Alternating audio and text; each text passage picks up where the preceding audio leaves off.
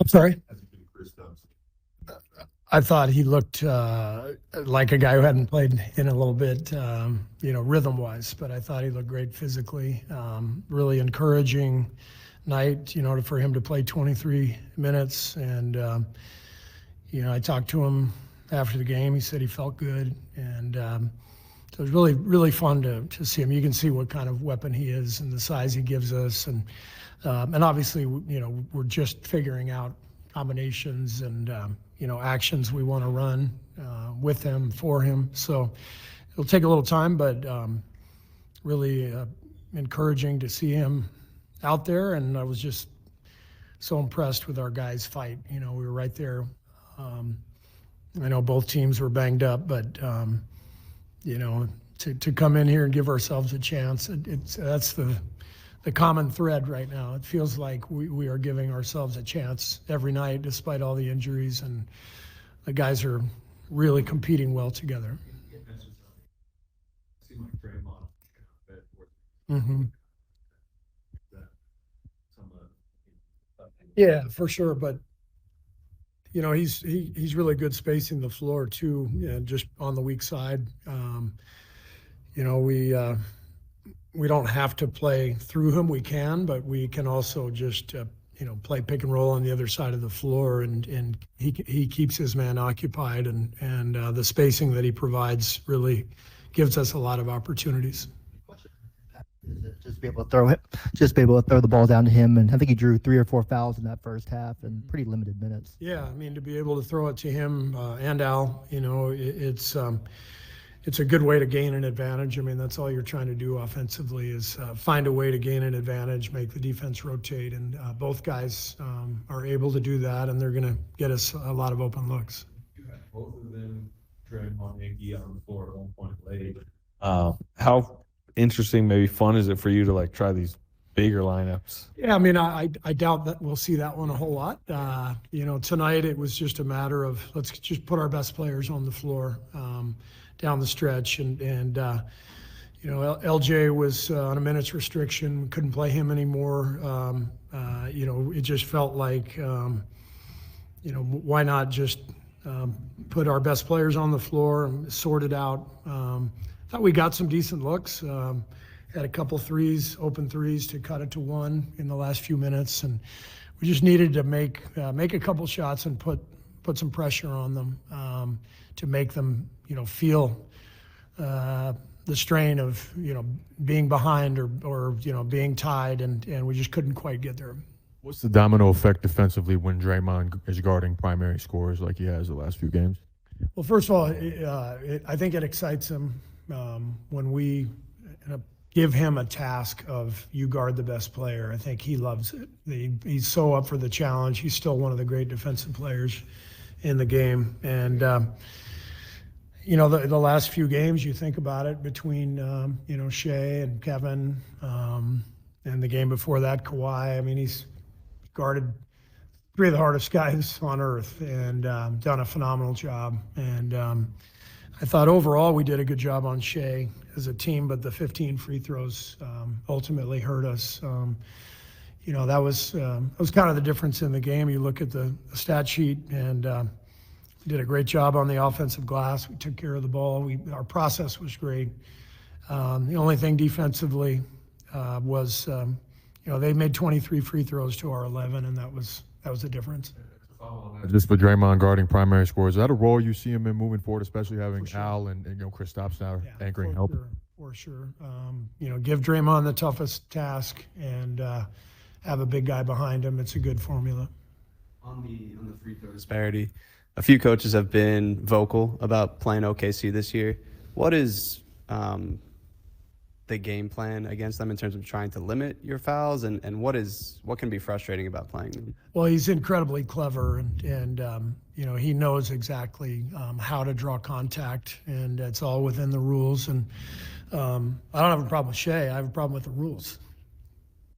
So I just think that we, as a league, too much off arm.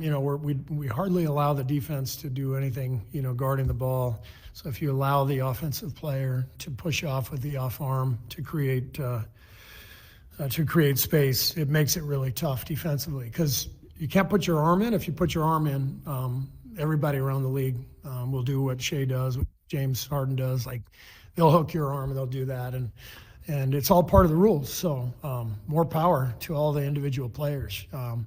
But as a league, we need to adapt and adjust. The players are just year after year they just take advantage of the rules, and they're smart and they know what they're doing. Going to play Monday, or is it there's benchmarks or things you're going to check for in the next 24, 48 hours? He will not play Monday. He'll play. The plan is to play him Tuesday. Yeah. We didn't get into it as much before the game, but what did you guys see in the last few days that led you to feel like feel comfortable that he was ready? I just listened to the training staff. So he's had a couple workouts, and training staff said he's feeling better, and so he was ready to go. Didn't like, and how'd you kind of know you would be ready to go tonight? Yeah, I felt like my body's coming back to where I need to be. We've got honestly just one workout in and felt pretty decent. So I just want to, get out, like, especially getting traded somewhere else. Like I wanted to get out there as soon as possible. And honestly, so sitting out a couple games was like stinging me a little bit, but today was okay. I just feel a little heavy and shots a little bit not in a good rhythm yet, and missing some free throws and all that. But I'm gonna build from this game, and I think I'll be looking better and better with each game. How would you describe what you kind of went through the last couple of weeks, and I guess why you weren't able to be out there? Yeah, it's just some health stuff a little bit, and I believe I will be healthy now. Honestly, this is what I really feel, and not to sell anything because obviously I've been in and out again, but this time I really feel that this is it, and yeah, finally getting out there like healthy. I was like playing through this. I think now this will be obviously it's only 20 games left or so, but in the regular season. So, but I want to catch a really good rhythm and then see if we can do something in the postseason.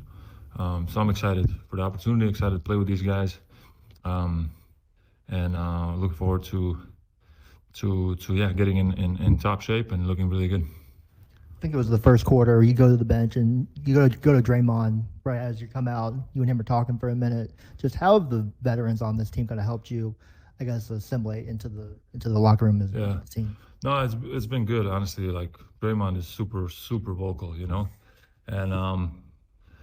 and honestly, he really know how to play basketball,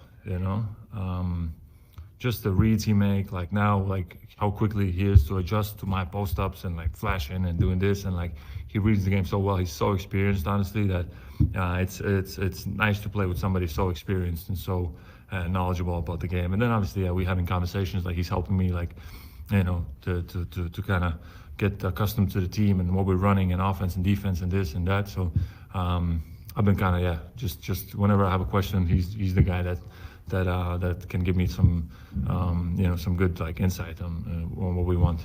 Kristaps, did you get clarity from the medical staff as to whether the illness that you've been dealing with was related to what you've been going through the last couple of years, or was it something completely separate on its own? Years, 2 years? No, not that long. Don't say it like that.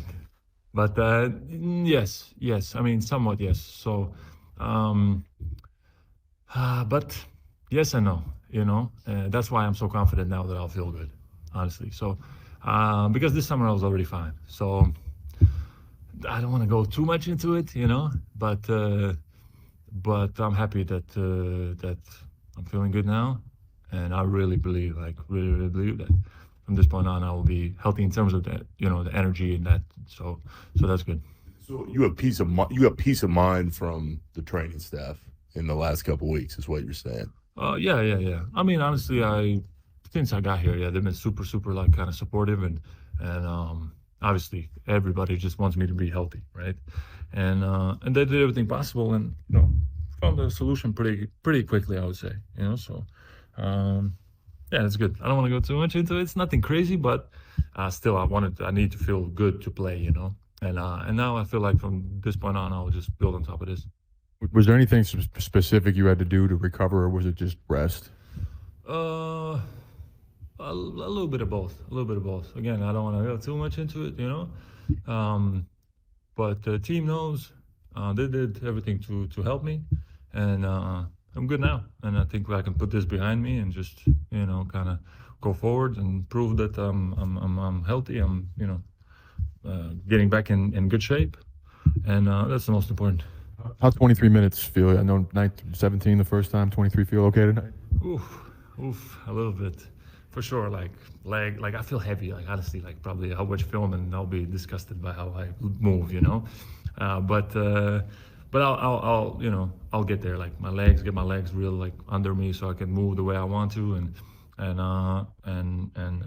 open up my lungs more, get a little more cardio in, you know. And there's no like other way how to really get it is by playing, you know. You can do as much cardio as you want, but being on a court and actually having that intensity is different. So I think yeah, 23 was okay. I always want to play more anyway, even if I'm gassed. But for first game, I think it was good just getting one practice in. So I think next game more minutes, hopefully. And then back to the game real quick. Draymond guarded Shea quite a bit. He guarded, you know, Kawhi, Kevin recently.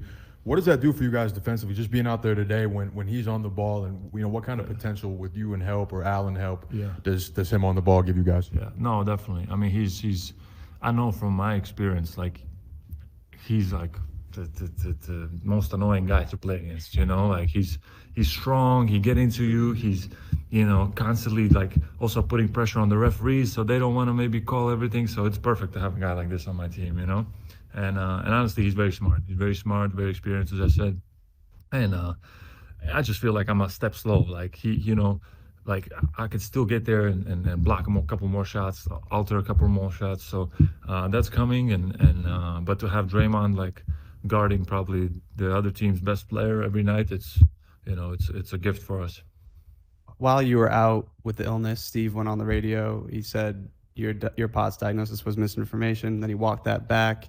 What was your perspective on that, watching it unfold from afar? Yeah, it wasn't ideal because, you know, you put something out again so people can start talking about this. But again, I kind of, you know, I told Steve, like, it's okay. I know he didn't mean anything, you know, he didn't want to create some hype around my health, you know, like, you know, he just said whatever he knew at the moment. And yeah, it's okay. Honestly, yeah. I mean, most important is that I'm feeling good, and it's like giving me like peace of mind also now, you know, and go forward and look better with each game.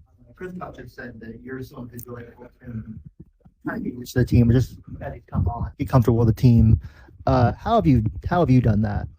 No, most importantly, communication. You know, just trying to help him get in his spots that he likes the ball. I've watched a lot of film.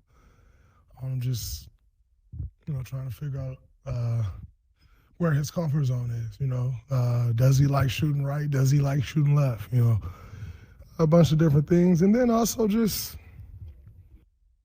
I don't know, be normal. You know, like got to get to know people. And so I think that's most important is like, you know, when you walk in every day, you speak. You see how someone's doing, you know, all of those things. But you know, just from a basketball perspective, I just trying to help him out offensively and defensively, understand the things that we do and try to get him up to speed as fast as we can. Point late, we're closing with you, Guy, Al, and Kristaps. And, you know, even tonight, it was just like a lot bigger lineups. How much are you enjoying that switch up? Yeah. I love it. It's great. You know, as having more size, and we'll get more and more comfortable with it. You know, it's still fresh. Is that my second time playing with KP? You know, yeah. Oh, it's the second game. All right, so, you know, we'll get better and better and figure out more and more. But, you know, I think when you have more size out there, you know, you're just able to cover up more. You're able to cover up more mistakes. And so, and then it closes gaps as well when you have more length. So, you know, I like it. Including one late for a dunk. how useful could that type of action be to your offense? Very useful, especially when Steph's out there, because he's going to take two people out to play. And so when you can get those advantages, as we create those advantages, people will help more and more. And it's either a quick swing or DHOs, and so trying to read all of those things. Just try to find ways to get us some easier buckets. Within the flow to where the offense don't stop, and if teams want to switch on him, you got to make them pay for that. And so I try to, usually they go help with my man, and so if I'm in the far corner, that's a far pass, and that's tough for somebody. See, KP saw one today, but KP 7-3. For everybody else, it's hard to see that pass. And so just trying to make myself available to make the next play. Part of playing with more size allows you to guard the other team's, best perimeter guy.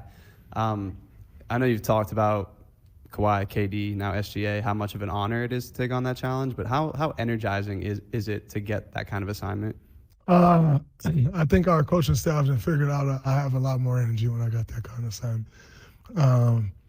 Because, like I said, if, coach called on me to guard Kawhi, to guard KD, to guard Shea, that's a badge of honor. That is, I'm 36 years old. 3 games straight. That's a badge of honor, and so I get excited as hell because it's a challenge. I'm disgusted I gave up that 3 at the end. Like, it was too much rhythm. I should have pressed up more. I'm beating myself up about that. But to draw those responsibilities at this point in my career is amazing, and it energizes me a lot because, number one, my team need me to handle that matchup. A part of the reason we want to go to that is so we don't have to help so much, and so then I have to take on that responsibility and make sure that we don't have to help a ton. And then also, I am a very prideful person, and I just can't go out there and get murdered. It's going to happen when you're playing against great players like that. But at the same time,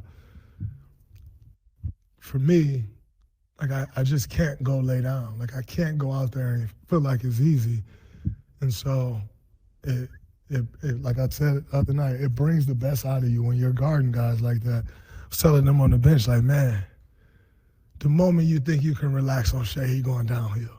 And so it's been fun guarding 3 of the best scorers we have in this league.